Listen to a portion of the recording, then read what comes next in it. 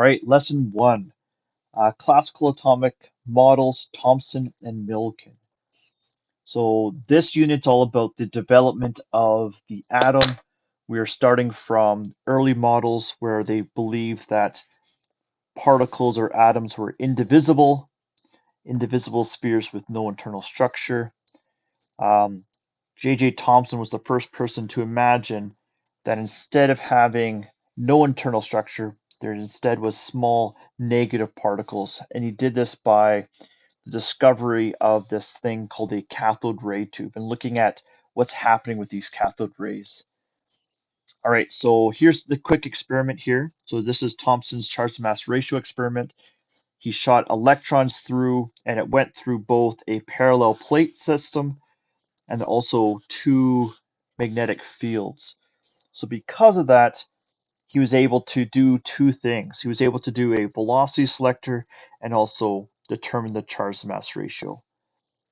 So in order for a velocity selector to work, this is where a charged particle goes straight through, undeflected. So in other words, there must be two forces, maybe a magnetic force up, maybe an electrical force down, and they're equal to one another because it is undeflected. Therefore, QVB is equal to EQ, or to solve for the velocity,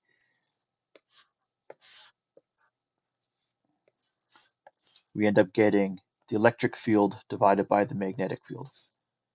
Step two is he turned off the electric field, and then it was able to rotate on its own. So when that's the case, when the particle goes through and there's just an FM, this thing will start to spin in a circle. So therefore, FM is equal to a centrifugal force, or QVB is equal to mv squared over r. Canceling out the velocity. In this case, we're not solving for a variable, but a ratio of variables, charge to mass. If I look at this, I end up getting, what did I do there? Let's try that again. We are dividing and then dividing. So we're left with velocity divided by BR. So step one, they solve for the velocity. Step two, charge to mass ratio. If I wanted to, I could replace this with E over B, and I'll be left with Q over M, charge to mass ratio, is equal to E divided by B squared times R. And that'd be the combined equation.